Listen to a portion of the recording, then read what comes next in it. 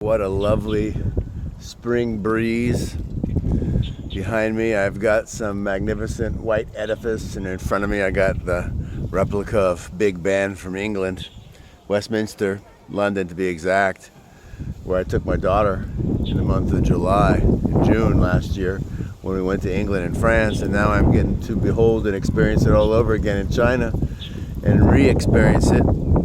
God is so good. The breeze is heavenly and refreshing. Skies are blue. There's no kids and people are really around, as it's a Saturday and many of them have gone elsewhere for a festival celebration. And I'm enjoying the peace, the quiet, the serenity, which is priceless for me.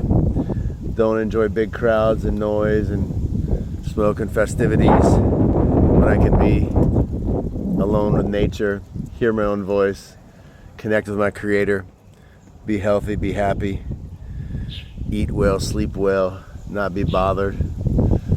Something about getting older, you enjoy being by yourself more. The only person I really enjoy being with is my wife, my mom, a few of my best, closest friends who have the same spiritual vibe and understanding and mindset. But God will give you people that understand you, that have the same precious faith, like-mindedness, and global perspective, if that's what you have. In my instance, in my case, that's kind of how I am.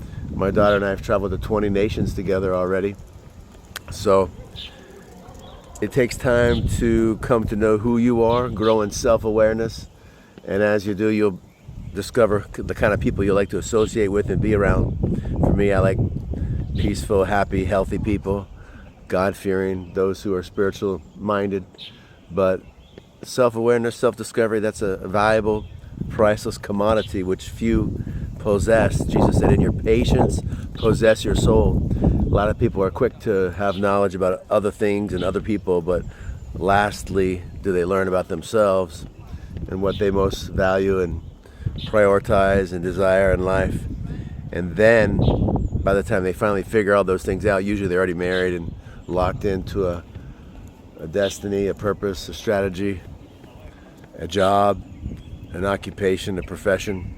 And it's kind of tough to recalibrate and reposition. A few bold and brave people do, but it's wise if you can take time when you're yet young to be still, hear your own voice, connect with your Creator, and get a divine blueprint for your life rather than moving haphazardly, arrogantly, as many young people do, and claim to already know everything when they yet know nothing. So, as a licensed educator in the states of Florida, California, university professor, I deal with a lot of teenagers and young adults, and some, specifically in the United States, they tend to claim to know everything, when yet we know they know very little, and they're still in a discovery season of their life. The first 30 years of your life, you are in your learning years.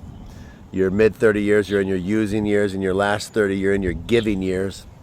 And it's been said, your first 30 years, you are concerned with what people think about you. Your middle 30 years, you don't care what they think about you. And your last 30 years, you wonder why they don't think about you as you get lonely and old and you gray and become a grandparent. So life is full of seasons and circles and transitions and tosses and turbulence and twists and ups and downs, but that's part of the joy of it, because in those twists and turns you find your roots, you discover what you're made out of, what you were built for, how God wired you and gifted and graced you, and from that understanding you can have a compass, a divine compass, and move forward purposefully, wisely, strategically, powerfully, and dynamically, and be a blessing to humanity within the sphere of influence that God's graced and granted you. So discover that, my friend, and be blessed. If you need help with that, any of those pieces, let me know. I'm a life coach, not just one who claims the title, but who's been trained in the same. Traveled to 90 nations, lived in Africa, Asia, Latin America, and Europe. Written 100 books, earned 4 master's degrees. Also UCLA certified college and career counselor. So find somebody you can connect with, feel at peace with, safe with, comfortable with, who's not just an encourager, but can apply the right pressure when need be to bring out the best in you, but at the same time be an encouraging voice and gracious and kind and patient with you as you go through that process of transformation and growth. So you can go first and foremost to God, but if you need a friend or a life coach, I can assist. God's good. Keep your head up. The sun always shines above the clouds, and God loves you. And if He be for you, who can be against you?